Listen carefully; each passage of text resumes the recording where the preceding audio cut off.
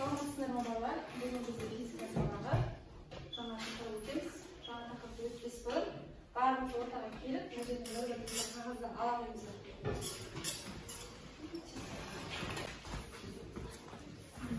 Қағазда не жазылған, солай жұптасып отыра қояйық. Мысалы, біреуімізде жаңа көлемді қасына өлшем бірлік отыра қояйық. Мына жерде кім звукасын Паскаль, үшінші жұпқа бізде температура, иә? Балалар, енді сіздер үш жұпқа бөліндіңіздер, иә? Бірінші жұп қандай топ? Көлем, қысым, температура. Бұлар нелер? Көлем, қысым, температура. Нелер?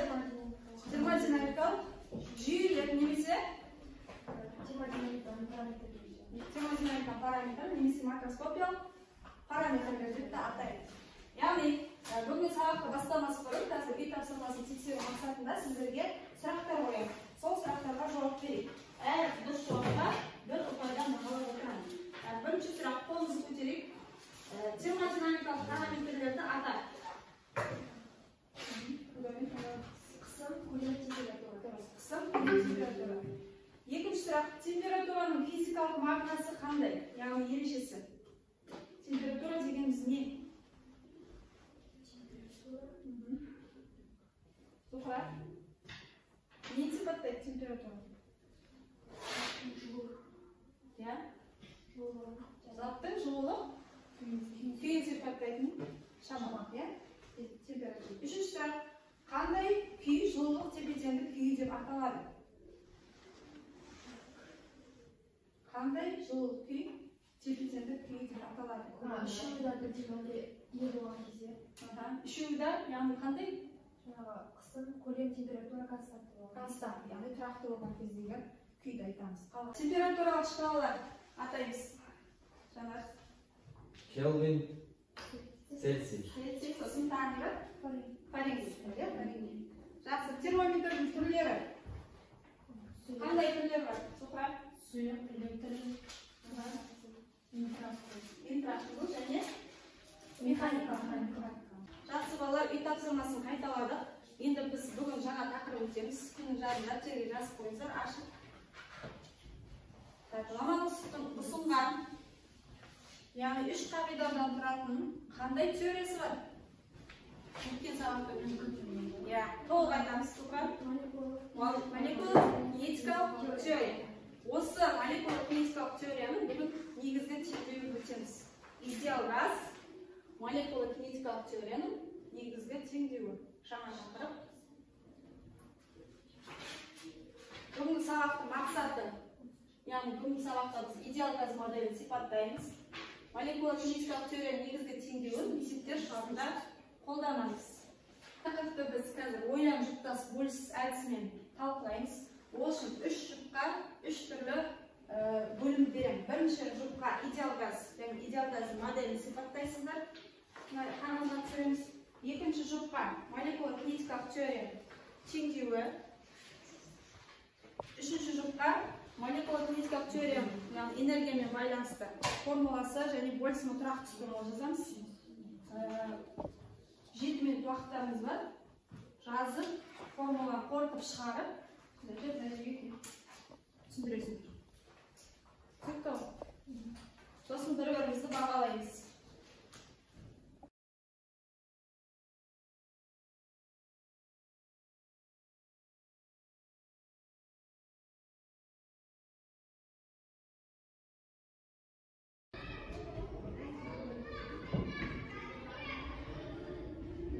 Идеал газ молекулалар шексіз аз көлем алатын серпімді шағылар болып табылатын және өзара әсерлесуі тек олардың бір-бірімен тікелей немесе ыдырасатын қабырғалармен соқтығысуы кезінде ғана білінетін газ. Идеал газ нақты газдардың қарапайым физикалық моделі. Молекулалары шексіз аз көлем саналатын серпімді шариктер. Газ молекулалары арасында өзара әрекеттесу күштері болмайды.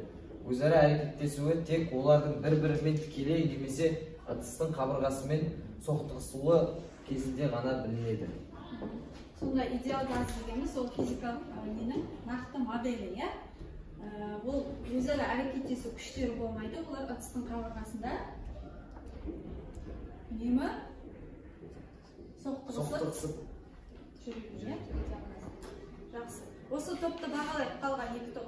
Не айтасыздар? МКТ-ның негізгі теңдеуі қысым арқылы табылады. Қысымның формуласы бұл жерде F бөлінген S. N дегеніміз молекула саны. Оны біз 2-ден 1 NV дельтаты көбейтілген S пен табамыз. Ал F-ті 2 көбейтілген M0 көбейтілген B бөлінген дельтатымен табамыз.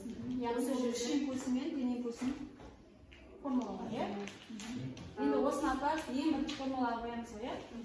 Сол кезде бәрі қысқарып, соңында потен 3-ден 1 M0 P квадрат деген формула шығады. Немесе басқаша түрде қалай жазып болады? M0 M-нің орнына не жазып болады? M-нің орнына тығыздық. Ром жазып болады. Сол кезде формула өзгереді. Қандай? Сол кезде 3-ден 1 ұры көбейтілген P квадрат болады. Тағы қандай өзгерсеңіз болады? Мынау қаяқтан шықты? Потен болады. 3-ден 1 N P K дейді. Қаяқтан шықты? Кинетикалық энергия бұл немесе? M P квадрат бөлінген 2. Яғни әндерге өзгеріс енгізіп, ана көбейтіндіні 2-ден 2-ге көбейтсе, сонда M P квадрат бөлінген 2 нені береді екен? Кинетикалық энергия. Сонда бұл жерде негізгі қандай үш формула шықты? Атай қойшы. Потен болады 3-ден 1 M0 көбейтілген B2 квадрат. B квадрат, иә. Немесе оны потен 3-ден 1 ро V квадратты алмастыру. Тағы потен 3-ден 2 N кинетикалық. Кинетикалық. Жақсы. Ары Менде газ қысымының формуласы потен болады 3-ден 1 NM V квадрат. Потен болады 3-ден 2 N MV квадрат бөлінген 2 потен болады 3-ден 2 N. Келесі потен болады MV квадрат бөлінген 2. Бұл яғни идеал газдың молекулаларының қозғалысының орташа кинетикалық энергиясы. Бұл ЕК дегеніміз идеал газ молекулаларының орташа кинетикалық энергиясы. Бізде сонда негізгі неше формула шықты? 4 формула шықты, 3 формула. Ана формула қайталанды. Жақсы. Мына екінші топты бағалайтын бізде бірінші топ. Үш топ қысымның формуласын қорытып шығарды. Сондықтан 4 деген бағаны беремін. 5 балдың 4 деген бағасын бересің да, жақсы.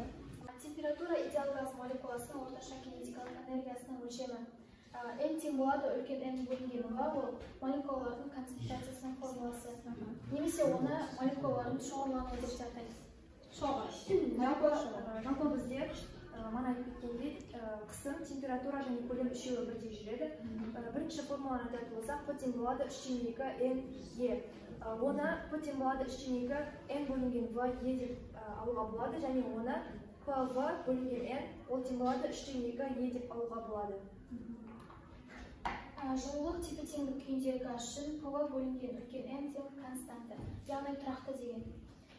Жалпы температура, абсолют температураға бұл газ молекулаларының қауіпсіздік қозғалысының орташа кинетикалық энергиясына пропорционал шамалы болып табылады. Яғни оның формуласы E тең болады 3-ден 2 KT. Және де жылулық тепе-теңдік күйде молекулалардың орташа кинетикалық энергиясы бірдей болып табылады. K ол 1/138 көбейтілген 10-нан меншік дәрежесі жыл бүтін Кельвин болып Больцман тұрақтысы. Больцман тұрақтысы деп аталады. Жалпы бізде көптеген формулалар бар, оның барлығын қысқартып беретін болсақ, 3 формула бар. Біріншісі PV бөлінген N ол тең болады 3-ден 2 E, немесе оны E тең болады 3-ден 2 KT деп алуға болады. Және екінші формула N кішкентай N тең болады үлкен N бөлінген бар. Ол молекула концентрациясы да? Бұл топтың жұмысы өте түсінікті болды. Негізгі екі формуланы қорытып шығарды. Алдағы уақытта бұл формулаларды қолдануымыз керек. шығару барысында қолданамыз, иә? Неше балл қоясың? 5 баллдан 3 балл қоямын. Балалар, осы біз қорытып шығарған 4 формуланы пайдаланып, есеп шығарамыз. Сіздерге көрінбесіне тақтада тұр, карточка, жұптық жұмыс. Мына жерде сұрақ белгісі бар, иә, кестеде. Сұрақ белгісінің орнына мәнін табамыз. Мысалы, СО2 деген қандай газ? СО2 көмірлік қышқылдар, O2. Осы жерге H2 керек. Яғни біріншісінде не табу керек? Қысымын табу керек, екіншісінде квадрат жылдамдығын көреміз. Үшіншісінде метр куб минус дәрежесі. Молекула концентрациясын табамыз. Қай формуланы қолданамыз? Үшеуінде де бірінші формула қолданамыз. Алып кеттік. 3К бөлінген М0 квадрат. Үмітай, сенде не табу керек? Қомес не табу керек? Екіншісі қолда сізде В квадрат табу. В квадрат. Формуласын біз көтем болады. 3-тен 1. Не кетеді? М0. Так, жанаршы болдың ба сен есептеп жібердім. Неше шығар? Так, не берілген жоққа сенде не табу керек? Температура, көлем, қысым, Болсмонтран молекула қандай формула қолдандық? Потен М карта. Н табу үшін Н бөлінген картаға тең. Осыда Н тапсаң, бөлінген карта. Картаға тең. Сонда неше шығады? Суда 4,9 көйтілуінің жыламаты. Сонда бір жоғары екен, иә? Бүгінгі сабағымызды қорытындылау мақсатында ұялы телефонымызды алып, көзіске кіріп, мына тапсырмаларды орындайық. Так, мына логин паролін тере ойынсыр, сізден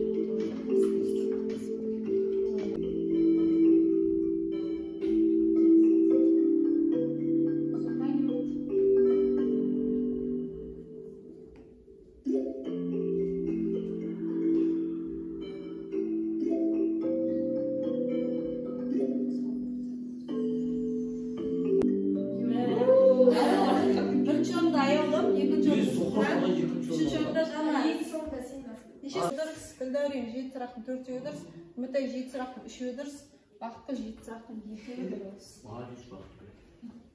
Уақыт жағынан бүгін ұтып тұрған аяулы бұл ойынға. Жақсы. Енді соңғы рефлексия қылып. Балалар, енді бүгін сабақ бізде аяқталды. Енді осы сабақ туралы өз ойымызды айтып жіберейік. Яғни қолымыздағы түтікшелерді мынаның ішіне салып тұрып, бүгінгі сіздерге ұнаған тұстары, үйренген қандай формулалар бар, есте сақтау қажет, қандай тұрақты шамаларды білесіздер, сол туралы айтып үйренген формулаларымыз 4 формула бар негізі. Потен 3-тен 1, Н-М0 көйтілген В квадрат. Және өзгертіп жазуға потен 3-тен 1, Ро В квадрат, және потен 3-тен 2, Н кинетикалық. Және Вольцман тұрақтысы 1,13 көйтілген. Оның минус 23 дәрежесі. Жол бөлінген кемі. Және бүгінгі сабақ қызықты есептер шығарумен қызықты болды. Тағы не жетілдіру керек дейміз? Әлі де есептер шығару. Әлі есептер шығару. Менің бүгінгі сабақта білгенім газ қысымының формуласы потен болады 3-тен 1 Н-М0 В квадрат. Одан кейін келесі формула потен болады 3-тен 2 Н-М В квадрат бөлінген 2 тең 3-тен 2.